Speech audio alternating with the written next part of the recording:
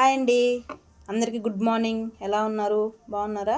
మేమైతే బాగున్నాం. మీరు బాగుండాలి మనస్ఫూర్తిగా కోరుకుంటున్నాను. ముందుగా అందరికీ happy independence day. Independence day అన్న రిపబ్లిక్ డే అన్న నాకు చాలా ఇష్టము. చిన్నప్పుడు స్కూల్కి వెళ్ళేటప్పుడు మేము ఇండిపెండెన్స్ డేకి రిపబ్లిక్ డేకి కంపల్సరీగా అటెండ్ అయ్యేవాళ్ళం అండి. మా ఫ్రెండ్స్ 5 మెంబర్స్ అండి. మేము ఒక టీము. ప్రతి సంవత్సరం ఇండిపెండెన్స్ డేకి రిపబ్లిక్ డేకి ఖచ్చితంగా అయితే సాంగ్స్ అయితే పాడేవాళ్ళమి. సాంగ్స్ పాడేసి అంతా అంటే జెండా పండుగ అంతా జరిగిపోయాక చాక్లెట్స్ ఇచ్చేవాళ్ళు. ఇప్పుడు చిన్న చిన్న చాక్లెట్స్ అండి, మీకు ఐడియా ఉంటుంది, నిమ్మకాయ చాక్లెట్లు అలాంటివన్నీ ఇచ్చేవాళ్ళు.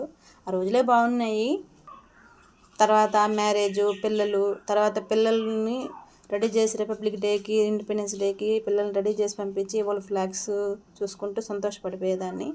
తర్వాత వాలంటరీ వచ్చాక ప్రతి సంవత్సరం ఇండిపెండెన్స్ డేకి రిపబ్లిక్ డేకి ఖచ్చితంగా అటెండ్ అయ్యేదాన్ని అండి. నేను అంత ఇష్టం అన్నమాట నాకు జెండా పండుగలు అంటే. చిన్నప్పుడు జెండా పండుగలు అనేవాళ్ళే కానీ ఇండిపెండెన్స్ డే రిపబ్లిక్ డే అనేవాళ్ళమా అండి.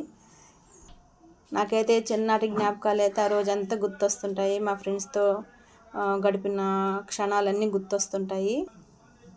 వాలంటరీగా ఉన్నప్పుడు కూడా కంపల్సరీగా వెళ్ళేదాన్ని. నేను ప్రతి జెండా పండుగకి అయితే వెళ్ళేదాన్ని. ఇప్పుడు అది లేదనుకోండి, అది వేరే విషయం. ఇప్పుడైతే వంట అయితే కంప్లీట్ చేసేసుకున్నాను. స్టిచ్చింగ్ చేయాలనేసి వచ్చేసానండి. స్టిచ్చింగ్ చేసేయాలి. ఈవినింగ్ కల్లా 2 జాకెట్లు, 2 చీరకి జిగ్జాగ్ చేసేయాలి. మళ్ళీ వినాయక చవితి వస్తుంది కదండి. ఎక్కువ వర్క్ అనేది ఎక్కువ వర్క్ ఉండించుకోకుండా స్టిచ్చింగ్ వర్క్ ఎప్పటికప్పుడు కంప్లీట్ చేయాలనుకుంటున్నాను.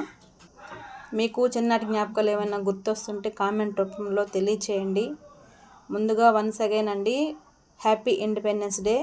Thank you.